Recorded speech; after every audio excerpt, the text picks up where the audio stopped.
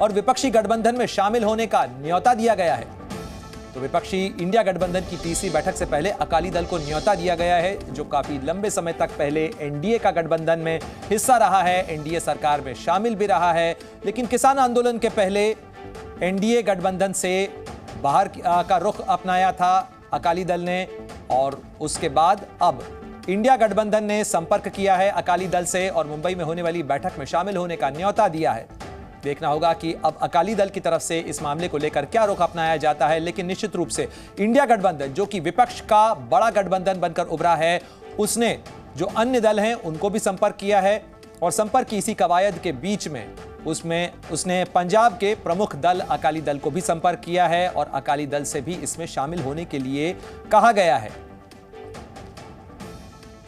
तो 31 अगस्त और 1 सितंबर को मुंबई में होने वाली बैठक से पहले अकाली दल को संपर्क किया गया है। अकाली दल को इंडिया गठबंधन में शामिल होने का न्योता दिया गया है।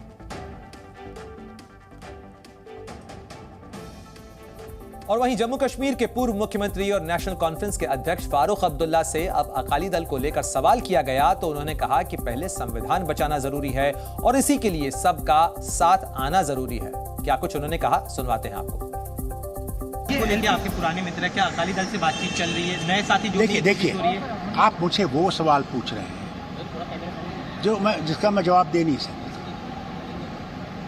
पहले हम लोग आए हैं, आपस में बैठेंगे और देश को बचाने की सोचेंगे। ये नहीं कि कौन ये करेगा कौन।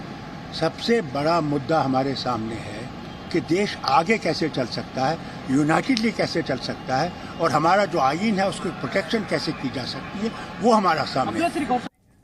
तो 31 अगस्त को महत्वपूर्ण बैठक होनी है मुंबई में इंडिया गठबंधन की, जो कि विपक्ष का गठबंधन है। और इस बैठक के लिए आपको महत्वपूर्ण जानकारी बता दें कि इस बैठक में आखिर एजेंडा क्या है, क्या कुछ होने वाला है। सबसे पहले तो आपको बताएं कि लोगो, यानी इंडिया गठबंधन का लोगो कैसा होगा, निशान क्या होगा, उसको अनावरण किया जाएगा। साथ ही दिल्ली में इंडिया गठबंधन का बाकायदा एक औपचारिक हेडक्वार्टर बनाने का भी प्रस्ताव है। साथ ही संयोजक चेयरपर्सन के पद के प्रस्ताव पर भी चर्चा होनी है। किस तरीके से कोऑर्डिनेशन कमेटी का गठन किया जाएगा, उसको अंतिम रूप देने पर भी चर्चा होगी। साथ ही कॉमन मिनिमम प्रोग्राम के तहत किस तरीके से आगे बढ़ा जाए, इस पर भी चर्चा होगी।